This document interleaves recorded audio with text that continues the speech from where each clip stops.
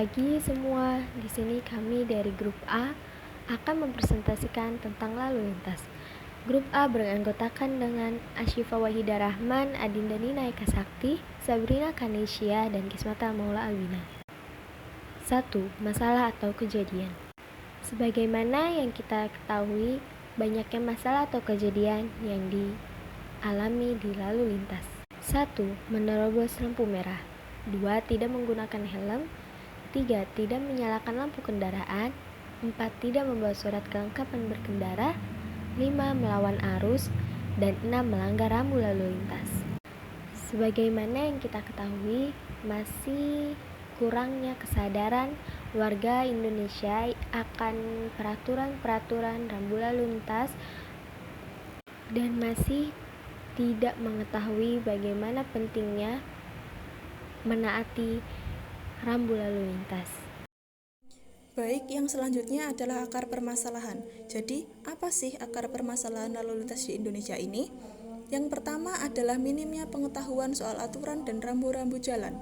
Faktor utama penyebab pelanggaran lalu lintas adalah minimnya pengetahuan soal aturan, marka, hingga rambu-rambu yang ada. Kurangnya kesadaran untuk mencari tahu arti dari marka, rambu, dan peraturan lalu lintas yang berlaku membuat pelanggaran terus terjadi berulang-ulang. Jalan raya itu tidak hanya dipakai 1 atau 2 orang saja, tetapi banyak orang. Setiap pengguna jalan harus punya rasa tanggung jawab demi keselamatan orang lain juga. Semua itu tergolong ke dalam kesadaran masyarakat dalam berkendara yang masih minim. Perlu diketahui, respon dan interaksi yang positif antara pengguna jalan bisa menciptakan kondisi lalu lintas lebih kondusif, aman, serta nyaman. Lalu untuk yang selanjutnya adalah dampak bagi masyarakat. Dampak pertama adalah kecelakaan lalu lintas yang dapat membahayakan diri sendiri dan orang lain. Lalu dapat pula menimbulkan suasana lalu lintas yang tidak tertib. Yang selanjutnya adalah kenyamanan para pengendara maupun para pejalan kaki terganggu dan terjadinya kemacetan, serta menjadi penghambat perjalanan para pengguna jalan. Untuk kemacetan sendiri tergolong menjadi 2 jenis, yaitu yang berulang dan tidak berulang. Hampir setengah dari kemacetan lalu lintas adalah jenis yang berulang. Terjadi hampir setiap hari dan disebabkan oleh kurangnya kapasitas jalan raya. Dengan kata lain, ada lebih banyak kendaraan yang melintas pada waktu tertentu daripada kapasitasnya.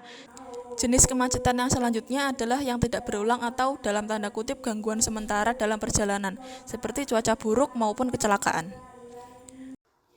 Baik, selanjutnya saya akan menjelaskan materi.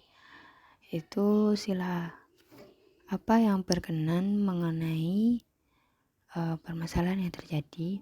Pada sila kedua yang berbunyi kemanusiaan yang adil dan beradab, yang berarti bahwa manusia harus saling menjunjung tinggi kemanusiaan, tidak semena-mena terhadap orang lain, dan juga mengembangkan sikap hormat dan menghormati satu sama lain, serta kerjasama dengan orang lain sebagai wujud bangsa Indonesia menjadi bagian dari seluruh umat manusia.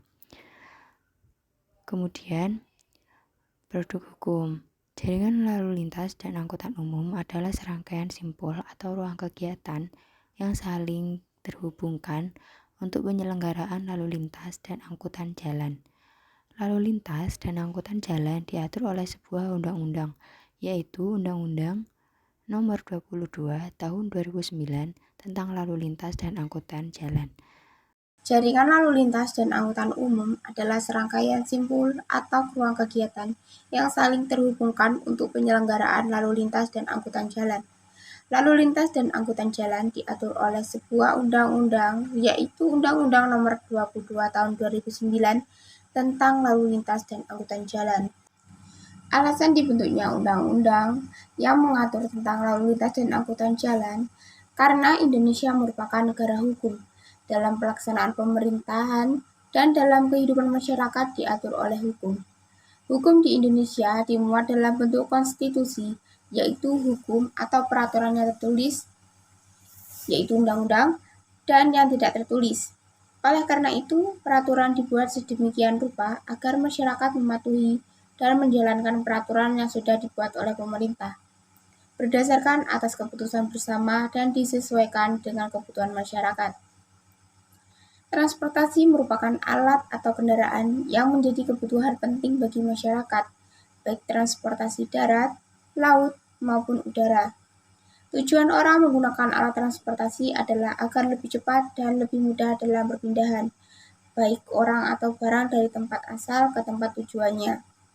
Penggunaan jalan yang semakin meningkat, terutama kendaraan sepeda motor, mengakibatkan arus lalu lintas menjadi padat dan sulit dikendalikan, terutama di kota-kota besar di Indonesia. Penutup, kesimpulan dan saran dari presentasi yang telah kami lakukan yaitu peraturan lalu lintas dibuat untuk kesejahteraan dan keamanan bagi masyarakat Indonesia. Sebab dari beberapa kecelakaan yang pada akhirnya menghilangkan nyawa seseorang, terpaksa menyeret orang lain yang dianggap pelaku untuk mengakui kesalahannya. Jika dilihat dari peraturan berkendara sendiri, pengendara yang menjadi korbanlah yang bersalah, sehingga terjadinya adu mulut yang menyebabkan tergolesnya nilai Pancasila karena egoisme manusia itu sendiri. Maka dari itu, kedepannya kita saling menghargai, sadar akan peraturan-peraturan lalu lintas yang sudah tertera. Terima kasih.